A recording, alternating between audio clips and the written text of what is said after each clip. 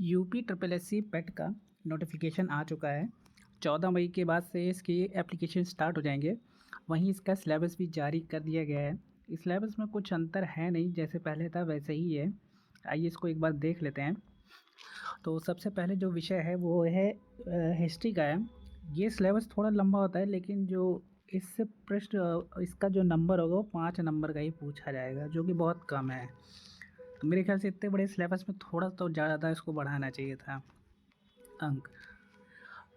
इसमें जो पहला है इंडियन हिस्ट्री में सबसे पहले जो आपको पढ़ना है वो है इंडस वैली सिविलाइजेशन यानी सिंधु घाटी सभ्यता। इसके बाद है वैदिक संस्कृति यानी वैदिक सिविलाइजेशन पढ़नी है। फिर उसके बाद है आपका बुद्धिज़्म और जैनिज़्म। ठीक है, इनके बारे में पूरा पढ़ना पड़ेगा। फिर मौर्य वंश, सम्राट अशोक, और फिर उसके बाद है गुप्त वंश। इसमें ज़्यादातर जो प्रश्न पूछे जाएंगे वो समुद्रगुप्त और चंद्रगुप्त द्वितीय से ही पूछे जाएंगे। इसके आगे भी है, लेकिन वो पढ़ लीजिएगा, कभी कभी पूछ लेते हैं, हालांकि लिखा नहीं है। नेक्स्ट है हर्षवर्धन के बारे में पूछा जाएगा। फिर राजपूत एरा के बारे में पूछा जाएगा। इसके बाद है सल्तनत, यानी जो दिल्ली सल्तनत में जो राजा महाराजा हैं उनके बारे में पूछा जाएगा। फिर मुग़ल साम्राज्य आया था वो पूछा जाएगा। इसके बाद है मराठा। मराठा वाले में ज़्यादातर शिवाजी महाराज, संभाजी महाराज जी के बारे में रहता है, और जो मराठा वर्सेस मुग़ल, ये क्वेश्चन खासकर बनते हैं इस पे।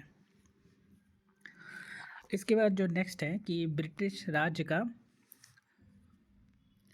अभ्युदय एवं प्रथम स्वतंत्रता संग्राम यानी ब्रिटिश रूल के बारे में, और जो फर्स्ट वॉर हुई थी इंडिपेंडेंस की वो पूछी जाएगी। और ये क्वेश्चन बनता है कि ब्रिटिश जो एम्पायर में ईस्ट इंडिया कंपनी है, इसके बारे में खासकर क्वेश्चन रहते हैं, तो ये पढ़ना पड़ेगा। नेक्स्ट है ब्रिटिश राज का सामाजिक और आर्थिक प्रभाव यानी सोशल और इकोनॉमिक इम्पैक्ट इंडिया पे क्या पड़ा जब ब्रिटिश एम्पायर और ईस्ट इंडिया कंपनी आए। इसके बाद है नेशनल इंडियन नेशनल मूवमेंट। इससे भी ये 5 नंबर का होगा, और इसमें देखते हैं क्या क्या है। सबसे पहला है स्वाधीनता आंदोलन के प्रारंभिक वर्ष यानी initial stage of freedom movement. उसके बाद है स्वदेशी तथा स्वज्ञ आंदोलन, महात्मा गांधी तथा अन्य नेताओं की भूमिका यानी स्वदेशी एंड सिविल डिसओबीडियंस मूवमेंट के बारे में रहेगा। एक चीज़ हमें इसमें खासकर पढ़ लेना, गांधी जी के बारे में जितने भी मूवमेंट होंगे उनके दौरान में, वो खासकर अच्छे खासे क्वेश्चन उससे आते हैं, तो गांधी जी को तो अच्छे से ही आपको पढ़ना पड़ेगा। फिर नेक्स्ट है क्रांतिकारी आंदोलन तथा उग्र राष्ट्रवाद का उदय यानी रेवोल्यूशनर मूवमेंट और राइज ऑफ मिलिटेंट नेशनलिज्म।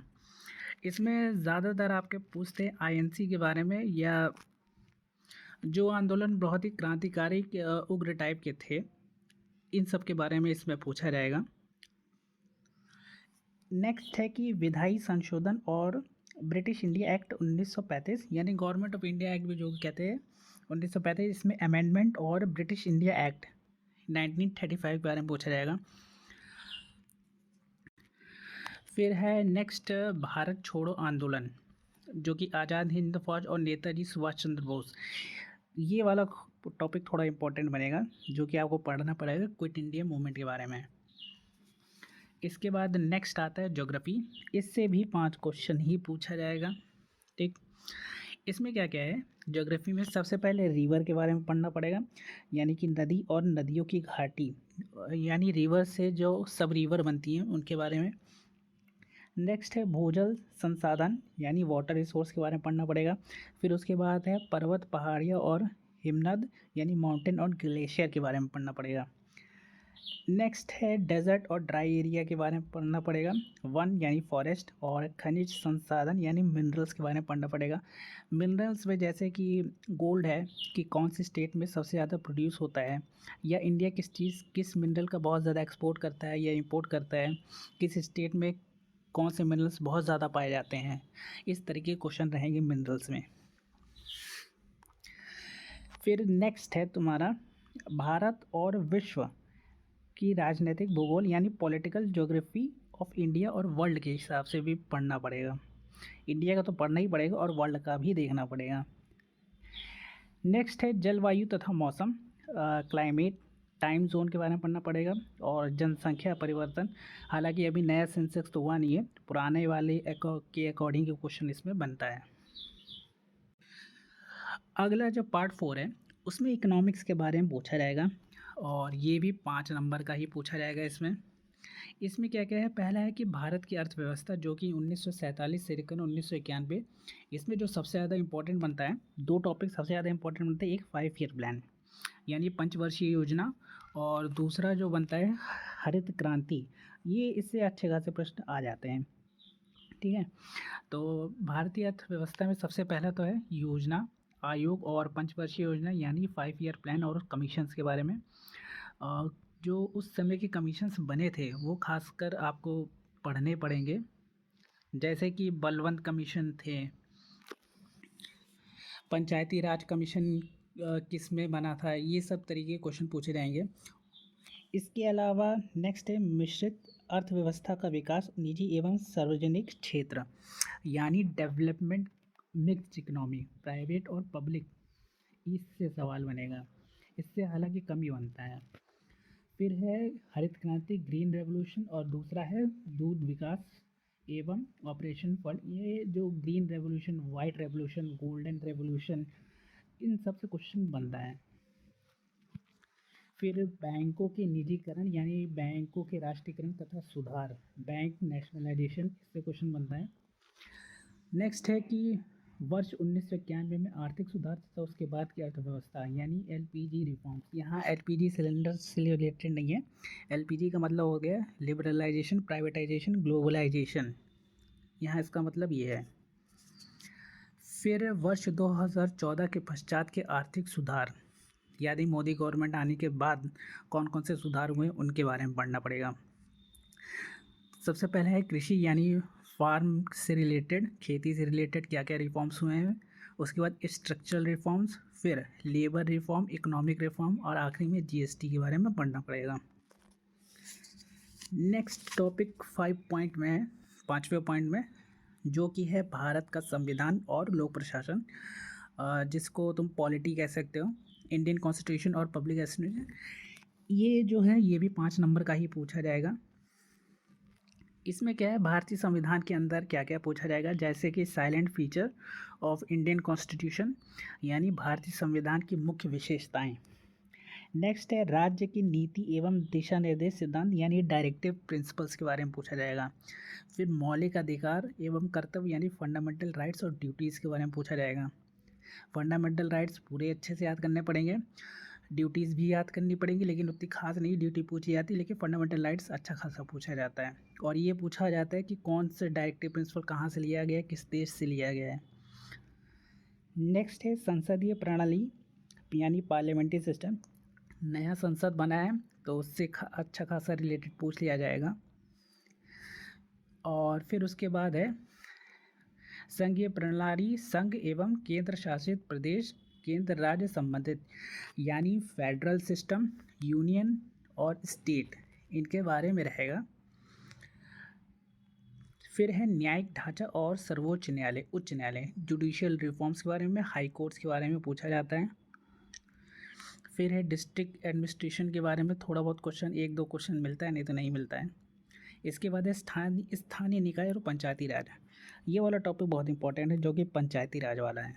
ये टॉपिक इससे 1-2 क्वेश्चन तो आता ही आता है अधिकतर। फिर है सामान्य विज्ञान, इसमें फिजिक्स, केमिस्ट्री और बायोलॉजी, ये पढ़ना पड़ेगा। नेक्स्ट है 7वें में हमारा जो कि एलिमेंट्री अर्थमेटिक है। इसमें क्या क्या रहेगा, 5 नंबर का ये पूछा जाएगा। इसमें रहेगा पूर्ण संख्या, भिन्न और दशमलव यानी होल नंबर, फ्रैक्शन और साथ में डेसिमल, ये रहेगा। फिर है प्रतिशत यानी परसेंटेज से क्वेश्चन रहेंगे। फिर साधारण अंकगणित समीकरण यानी सिंपल अर्थमेटिक्स रहेगा क्वेश्चन। फिर है वर्ग एवं वर्गमूल, स्क्वायर और स्क्वायर रूट, घातक एवं घात, एक्सपोनेंट और पावर से क्वेश्चन रहेगा। औसत यानी एवरेज से क्वेश्चन रहेंगे। नेक्स्ट जो टॉपिक है वो हिंदी का टॉपिक है। इससे 5 क्वेश्चन आएगा। क्या क्या रहेगा, संधि रहेगी, विलोम रहेगा, पर्यायवाची रहेगी, वाक्यांश रहेगा, लिंग और भिन्नार्थी शब्द, मुहावरे, लोकोक्तियाँ। ये मुहावरा तो आता ही आता है, एक दो तो मुहावरे आ ही जाते हैं। फिर अशुद्धियाँ और लेख और रचनाएँ, ये हिंदी के इतने ही टॉपिक हैं जो कि एनसीईआरटी बेस्ड रहेंगे। ठीक।